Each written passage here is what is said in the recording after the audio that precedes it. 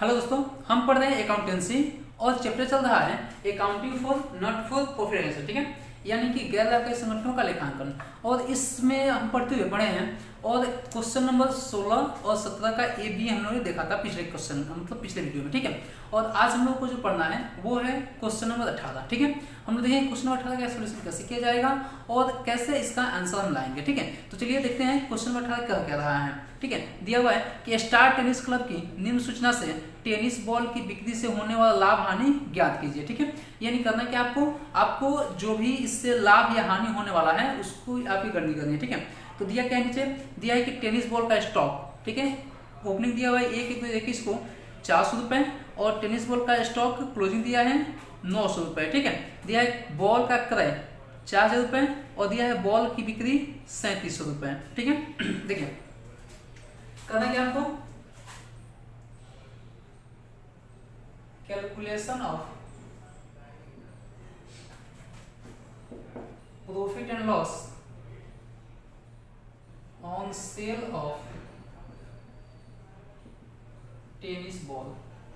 ठीक है, tennis ball को सेल करने से ठीक है हमको लाभ होगा या हानि होगी इसकी हमकी गणना करनी है। ठीक है, तो क्या करेंगे, क्वेश्चन नंबर है आपका 18। ठीक, सबसे पहले क्या करेंगे, हमने कितना में सेल किया,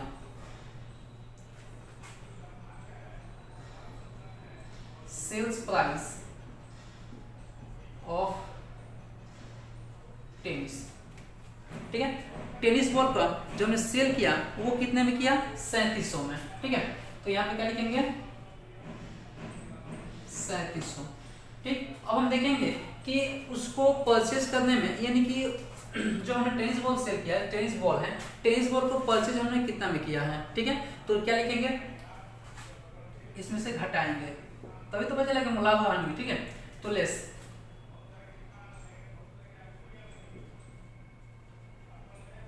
परचेज प्राइस ऑफ टेनिस। ठीक है, अब टेनिस को हमने खरीदा कितना में होगा, तो इसका ओपनिंग स्टॉक दिया है कितना, 400 रुपये। ठीक, इसमें ऐड क्या करेंगे, इसमें ऐड करेंगे जितना हमने खरीद पे पैसा लगाया। ठीक है, परचेज ऑफ टेनिस कितना में, 4000 में हमने खरीदा, टोटल मिला करके हमारा कितना हो गया, 4400 रुपये हो गए उसका परचेज। ठीक है, हमने क्या करना होता है, बताए थे कि अगर ओपनिंग स्टॉक को जोड़ेंगे तो क्लोजिंग को घटाएंगे। ठीक है, यहां पे लिखेंगे क्लोजिंग स्टॉक, जिसका क्लोजिंग स्टॉक उसे घटा देंगे। स्टॉक का राशि कितना है क्लोजिंग, 900 रुपये, घटाने पर कितना आएगा भाई 4400 में 900 घटाएंगे तो बचेगा 3500 रुपये। अब देखिए हमने बेचा कितना में, 3700 में, खरीद का वैल्यू कितना हुआ 3500 रुपये, यानी कि हमने 3500 का माल कितना बेच दिया, 3700 में। ठीक है, लाभ की हानि, लाभ कितना 200, तो लिखेंगे प्रॉफिट ऑन सेल ऑफ कौन सा, टेनिस बॉल। ठीक है, लिखेंगे टेनिस बॉल। ठीक है, अगला क्वेश्चन क्या दिया है, अगला क्वेश्चन नंबर है क्वेश्चन नंबर 19। ठीक है, क्वेश्चन नंबर 19 क्या दिया है ये देखते हैं। क्वेश्चन पढ़िए, क्वेश्चन दिया है क्लब के फर्नीचर के संबंध में निम्न सूचनाएं उपलब्ध है। ठीक है, एक क्लब है और क्लब में फर्नीचर है, उसके सूचनाएं उपलब्ध है। क्या है भाई, तो दिया है 1/4/2021 को फर्नीचर का पुस्तकीय मूल्य 60,000 रुपये। ठीक है, अच्छी बात है। बी नंबर दिया हुआ है कि 31/3/2022 को फर्नीचर का आधा 25,000 में बिक्री किया गया। ठीक है, ये भी अच्छी बात है। सी नंबर दिया है कि ह्रास की दर 10% प्रति वर्ष है, ये भी ठीक है। नीचे क्या दिया है, दिया कि दिखाइए कि इस संबंध में आय एवं व्यय खाते में आप तथा आर्थिक चिट्ठे में किस प्रकार लेखा किया जाएगा। ठीक है, यहाँ देखिए उसका वैल्यू कितना है, कॉस्ट ऑफ फर्नीचर, तो ये है 60,000 रुपये। ठीक, अब कहा क्या रहा है, कह रहा है कि इसका आधा, आधा मतलब क्या, 30,000 हम बेच रहे हैं, कब बेच रहे हैं 31/3/2022 को। ठीक है, अब कह रहा है कि इस पे 10% की दर से क्या लगता है, ह्रास लगता है, तो अगर हम डिप्रिसिएशन की बात करें, डिप्रिसिएशन ऑन फर्नीचर, तो क्या होगा, 60,000 का 10% का है कितना हो जाएगा, 6,000। ठीक है, यानी क्या डिप्रिसिएशन का अमाउंट कितना हो जाएगा, 6,000। ठीक है, अब हम करते क्या है, अब हम देखते हैं कि जो हमने उसका आधा आधा मतलब क्या 30,000 का 30,000 का फर्नीचर जो बेचा, उसको बेचने से हमको लाभ हुआ या हानि हुई। ठीक है, तो लिखेंगे calculation of profit and loss on sale of furniture. ठीक है, फर्नीचर को बेचने से लाभ या हानि ये देखते हैं। तो देखिए हमारा फर्नीचर कितना का था, 60,000 का आधा मतलब कितना, 30,000। ठीक है, इसमें से अब 30,000 का हम निकालते हैं 10% डिप्रिसिएशन तो कितना आएगा, 3,000। तो इसमें से इसका डिप्रिसिएशन घटा लेते हैं,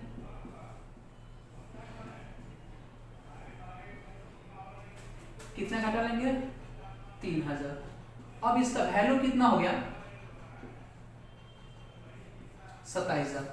ठीक है, इसका वैल्यू कितना हो गया, 27,000। लेकिन हमने बेचा कितना में, इसका तो वैल्यू 27,000, हमने बेचा कितना में, तो इसको बेचे हैं, इसका सेल प्राइस कितना दिया है, कह रहा है कि आधा 25,000 में बेच दिया गया। ठीक है, तो 25,000 इसको बेच दिया,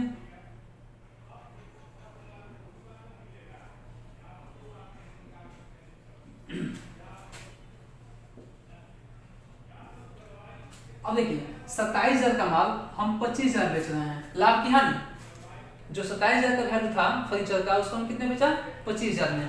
तो ये पूरी 2,000 हमको क्या हो गया, लॉस हो गया।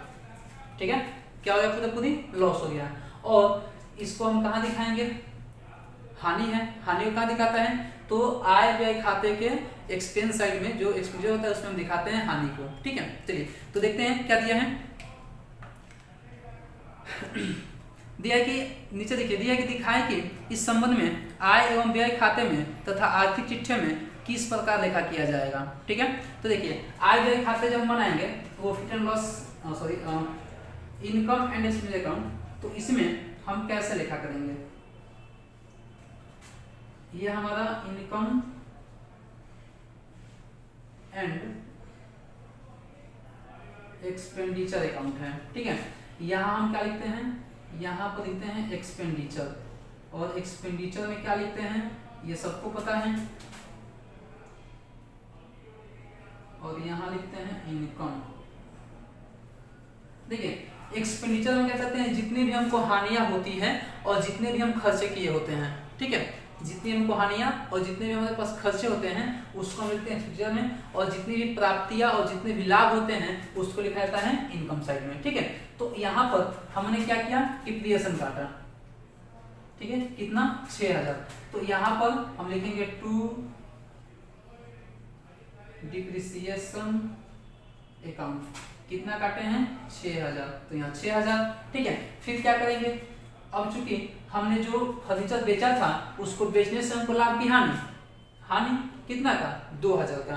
तो अगर हमको हानि होती है या कोई हम खर्चा करते हैं, कोई व्यय करते हैं, तो उसको हम दिखाते हैं इसके एक्सपेंडिचर साइड में। ठीक है, तो ये जो loss on sale of furniture है उसको भी कहाँ दिखाया जाएगा, इसके एक्सपेंडिचर साइड में। ठीक है, तो लिखेंगे to loss on sale of furniture. ठीक है, कितना, 2,000। कोई डाउट है? अगर हम इसका बैलेंस शीट तैयार करते हैं, ठीक है, क्या करेंगे, बैलेंस शीट। तो जब बैलेंस शीट तैयार किया जाएगा तो उसमें क्या करेंगे, उसमें एंट्री कैसे करेंगे, एकदम इजी है। देखिए उसमें एंट्री कैसे किया जाएगा, अगर हम बैलेंस शीट तैयार करते हैं तो बैलेंस शीट सबको पता है कि क्या किया जाता है, संपत्ति और दायित्व को। ठीक है, अगर हम बनाते हैं बैलेंस शीट, ठीक है, तो उसमें इसका एंट्री कैसे किया जाएगा, इसमें क्या होता है, इसमें देखिए, इसमें डेबिट में लायबिलिटी लिखते हैं, अमाउंट, एसेट्स, अमाउंट। ठीक है, तो इसमें हमारा क्या है, संपत्ति जो है मतलब जो फर्नीचर में क्या है संपत्ति है, और संपत्ति तो कहाँ जाएंगे, एसेट साइड में। ठीक है, हमारा पूरा फर्नीचर कितने का था, ठीक है,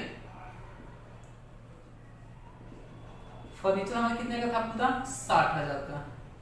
ठीक, इसमें से हमने डिप्रिसिएशन घटा देते हैं, डिप्रिसिएशन कितना काट लिया, तो 60,000 का 10% 6,000, हमने 6,000 डिप्रिसिएशन काट लिया, बचा कितना 54,000 का। ठीक है, कितना बच गया 54,000 का। अब कह रहा है कि इसमें से आधा, आधा मतलब कौन 27,000 का, जो 27,000 का मशीन है हमको फर्नीचर को बेच दिया। ठीक है, तो हम क्या करेंगे, लेस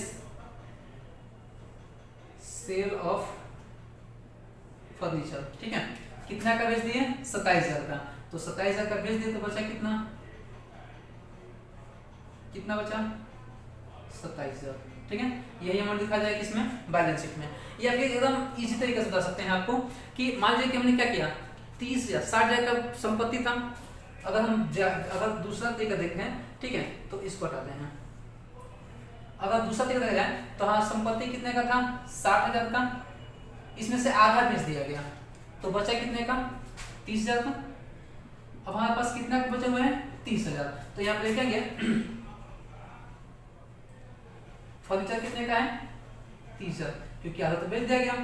अब 30,000 पे डिप्रिसिएशन कितना लगा होगा, अगर 60,000 पे हमारा 6,000 लगता है तो 30,000 कितना लगेगा 3,000 लगेगा। ठीक है, तो इसमें से हम क्या करेंगे डिप्रिसिएशन घटा देंगे, लेस डिप्रिसिएशन कितना 3,000। अब कितना बच जाएगा 27,000। कोई दिक्कत, तो या तो ये मेथड बना सकते हैं, नहीं तो ये मेथड, दोनों में से सब मतलब बहुत ईजी है, कोई तो कला नहीं है। आधा उन्हें बेच दिया, आधा बेच देता था काम खत्म, उसके बाद हमको सोचना भी नहीं है थोड़ा सा भी। ठीक, जो गया उसके बाद हमको सोचना भी नहीं है, जो है उसके बाद सोचना है। तो है कितने का 30,000 का, तो 30,000 में से हमने क्या किया, तो 30,000 का 10% डिप्रिसिएशन काटे होंगे, डिप्रिसिएशन घटा देंगे। सबको पता है कि अगर हमारे पास कोई संपत्ति है और संपत्ति में डिप्रिसिएशन काटा जा रहा है तो डिप्रिसिएशन घटा करके उसका अमाउंट दिखाया जाता है। ठीक है, तो हमारे पास 30,000 का संपत्ति था, उसमें से 3,000 का डिप्रिसिएशन काटे, तो 30,000 में से 3,000 घटा देंगे, बचा कितना 27,000। या फिर इसको अपना सकते हैं, फर्नीचर कितने का था 60,000 का, उसमें से डिप्रिसिएशन घटा देंगे 6,000, बचा कितना 54,000। अब 54,000 में से 27,000 का यहाँ पे कितना इसका मिला था 27,000। ठीक है, तो 27,000 का बेच दिए, तो बेच दिए तो बचा कितना 27,000, या तो ये नहीं तो ये। कोई दिक्कत, तो ऐसे करके इस क्वेश्चन को सोल्व कर सकते हैं। बहुत ईजी तरीका है सॉल्यूशन करने का, कुछ करना तो है नहीं, एवं देख लीजिए एकदम ईजी तरीका है सॉल्यूशन करने का। ठीक है।